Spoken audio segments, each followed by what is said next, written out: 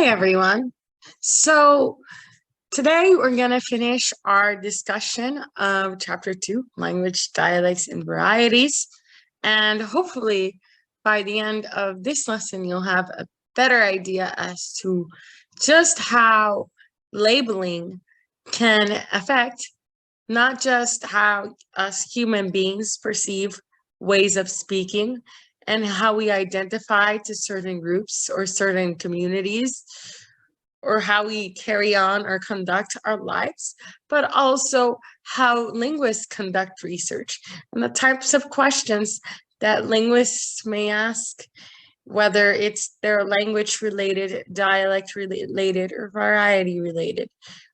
Definitely, or most certainly, the concern over labeling affects all parties. It affects us in terms of how we live our lives and how we conduct our day-to-day lives, and it affects linguists in terms of linguist theoretical paradigm or how they approach the linguistic issue at hand.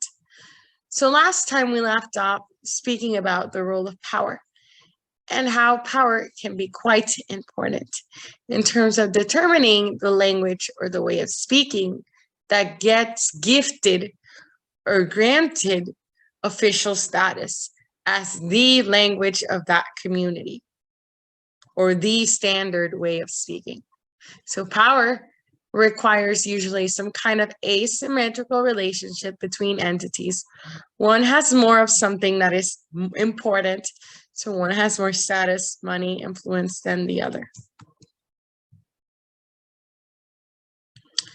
A language has more than any of its dialects. So whatever is deemed a language in society usually beats a bunch of other potential ways of speaking, as perhaps most people interpret it as most correct or desirable. So the standard is the most powerful dialect, but it has become so because of non-linguistic factors.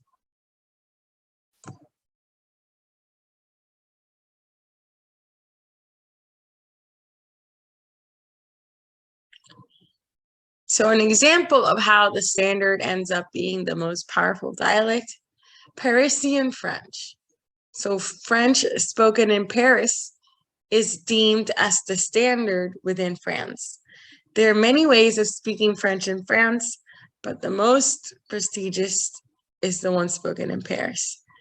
The same would go with a certain type of dialect spoken in London, specifically by the middle class or upper classes, such as RP, or received pronunciation. So received pronunciation is interpreted in the UK and in England as the most prestigious standard variety.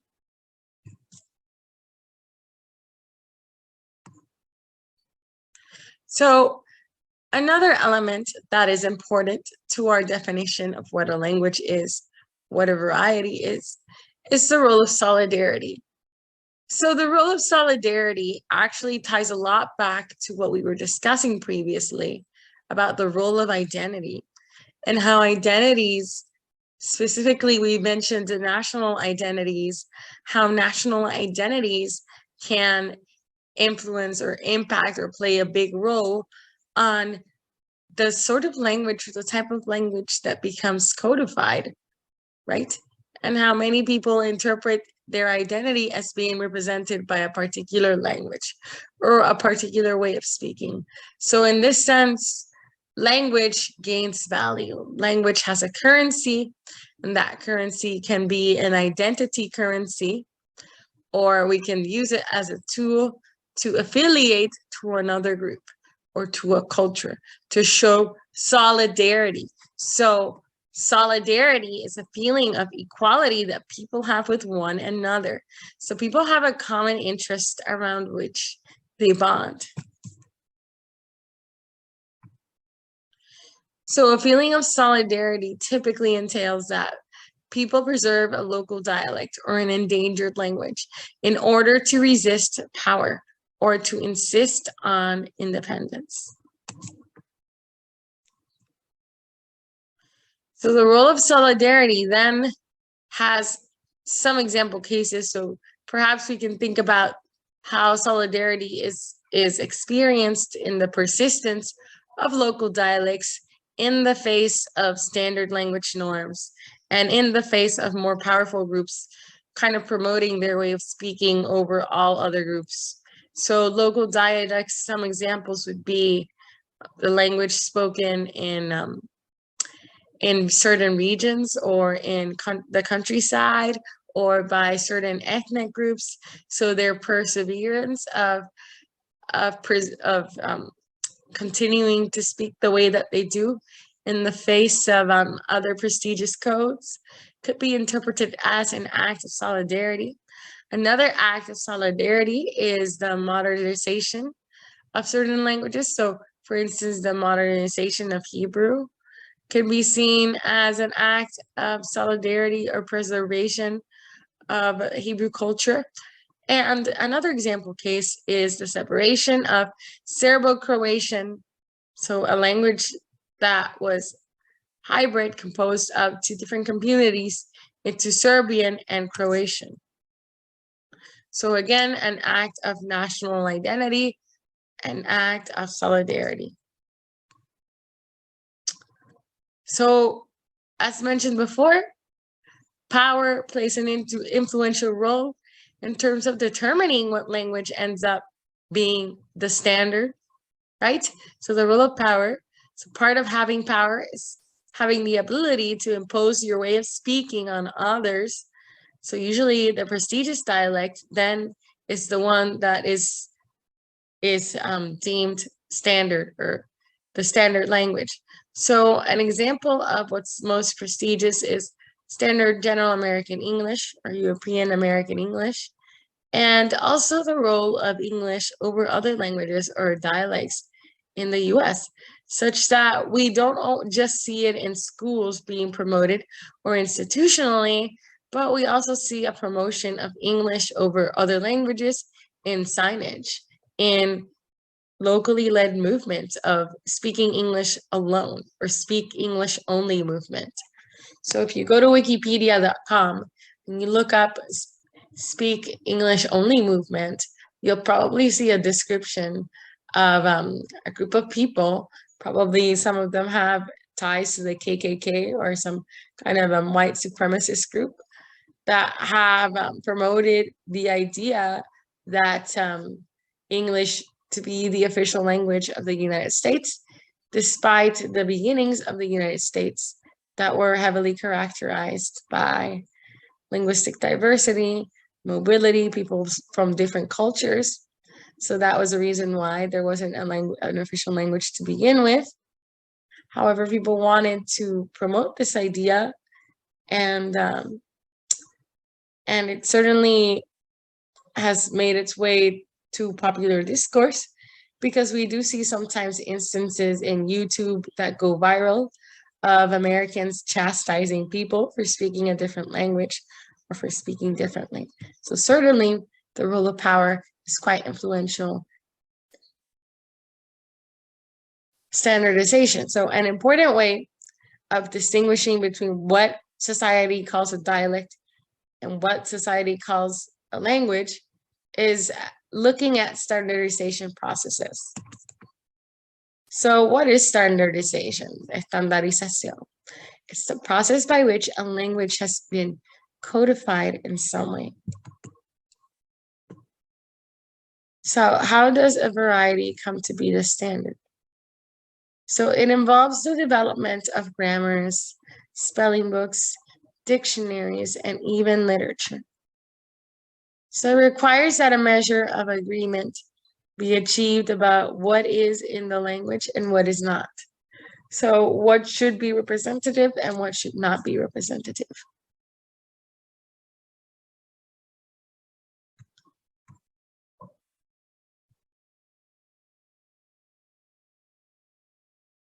So Wycliffe's and Luther's translations of the Bible into English and German are events that influence the standardization of English, right? The Bible played an influential role. Also, The establishment of printing by Caxton in England, so by materializing a way of speaking. Dr. Johnson's Dictionary of English, published in 1755, also was an important role, leading in English standardization. So, as you can see, several movements, such as the spread of the Bible, which is arguably one of the most important texts in the world, printing press as a technology, and then the invention of dictionaries led more and more to this idea of language as this entity that is rule-based, that is defined, that exists outside of us, that people are to follow or to try to speak that particular way of speaking. Codification as encouraging prescriptive language ideology. So once we have such a codification of rules of the language, then we tend to see standardization as almost inevitable. So once we have the rules, then standardization happens. So it's the result of some process coming into fruition. So the process of codifying rules or of writing rules for a language. So therefore, language change by default according to standardization should be resisted. People should try to persist and pursue and retain the standard language. So the standard variety is often regarded as the natural, proper, and fitting language of those who use it or should use it. So very rarely do people ever question the history of a standard variety. They just think it's the language, and that's the way it's always has been. It is part of the heritage and identity. It's something to be protected, possibly even revered.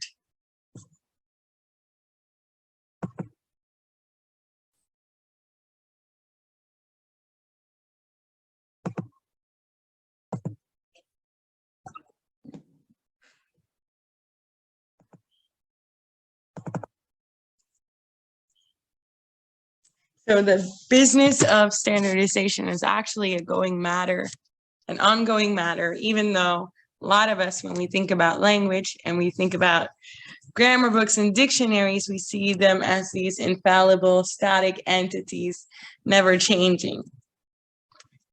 Standardization is a process that aims at encouraging uniformity, intelligibility, and to reduce or to eliminate diversity and variety.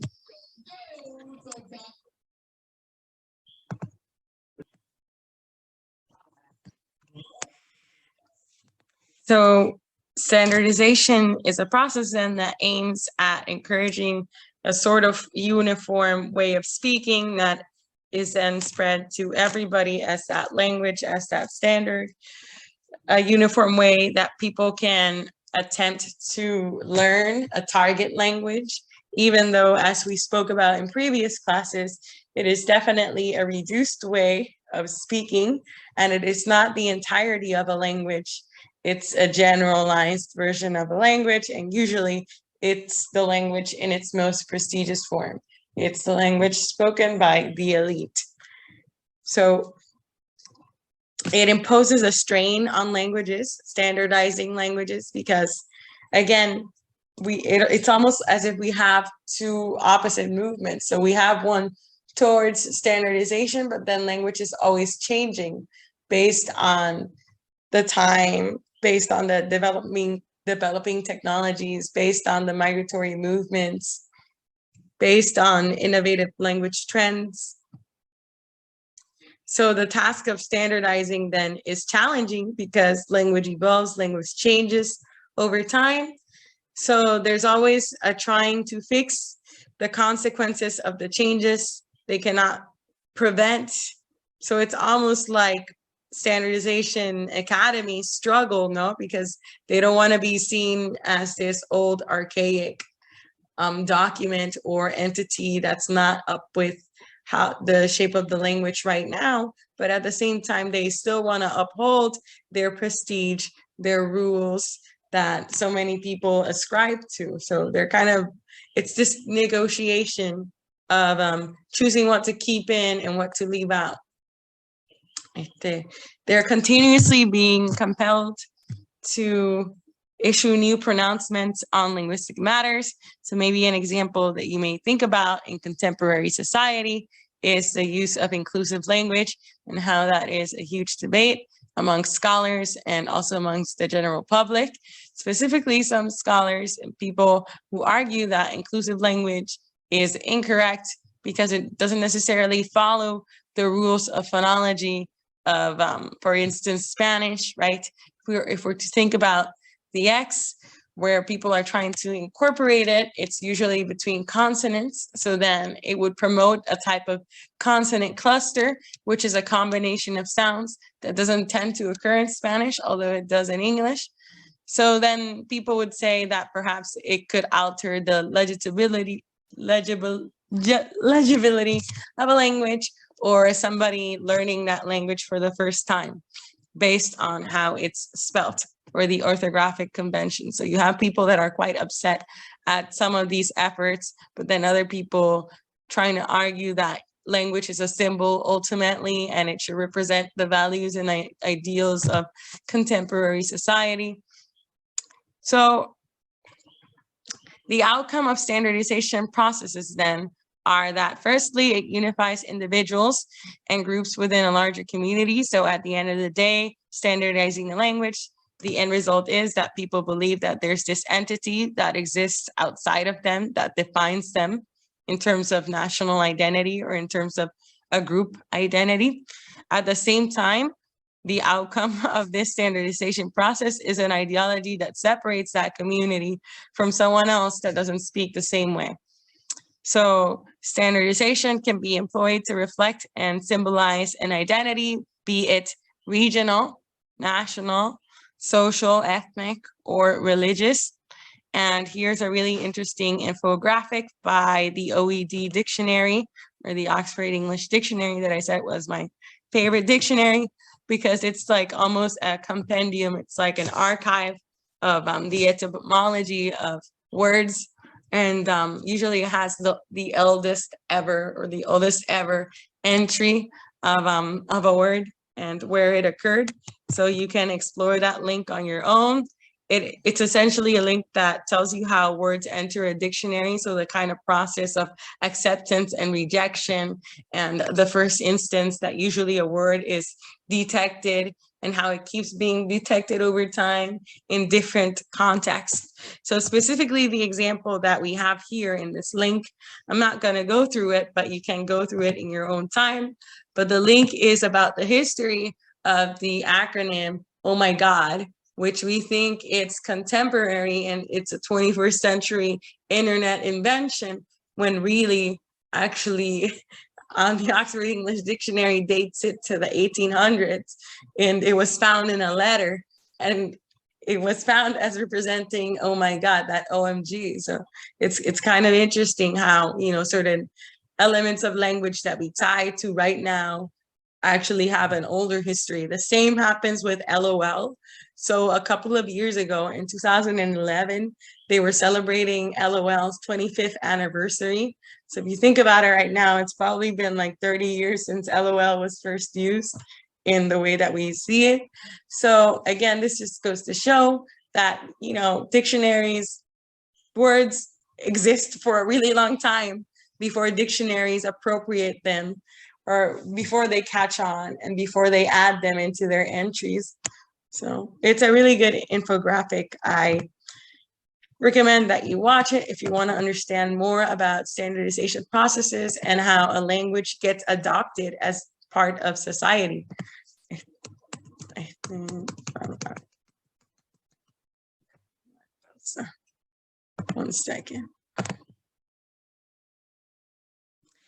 As mentioned, when language academies adopt change, they must face a host of different language ideologies, firstly from themselves as the ultimate pillars of language and how language should look like. So they probably want to maintain some kind of continuous or regular vision to the public, right? But at the same time, they don't want to fall out of use. They want to remain relevant. So they also want to continue adopting new innovative features into their books or dictionaries. However, amongst the many issues that they face are popular ideologies about language change and it being a deteriorated version of language. So you may think of perhaps the older generation and how they approach a lot of innovative variants. So for instance, there's a popular ideology that says you can standardize and fix a language for all time. So people think that you can just fix all of the mistakes and all of the things that people are doing, like text speech, and you can just have people or force them to continue writing the way that we've written for a long time or the way that the dictionary has been for a long time. So in today's world, however, it's increasingly influenced by technological forms of communication, social media, and all of these other virtual forms of communication, especially in the pandemic. So you can think about how this has really affected humans' behavior and human communication, such that even when we think about, even within the realm of philosophy, for instance, some philosophers would argue that telephones or cell phones should be envisioned as extensions of the human body. So almost as important as the oral tract, which is in charge of speech production, right, or sound production. Our phones have become our new voices or our new articulators for expression. But again, the popular reception is that text messages, net speak, internet language is highly seen as informal, incorrect, and not to be adopted within formal settings or professional settings or high stakes situations. So there is still a pool and there's still a preference towards the standard in especially institutional settings. So it's kind of two polarizing ideas. So sociolinguists, however, view language change as quite natural. In fact, internal variation is seen as inherent to all of the world's languages, and all of the world's languages keep changing and will forever change as long as we live with our times, with our current circumstances. Just as human beings exhibit variation in other forms, so does language.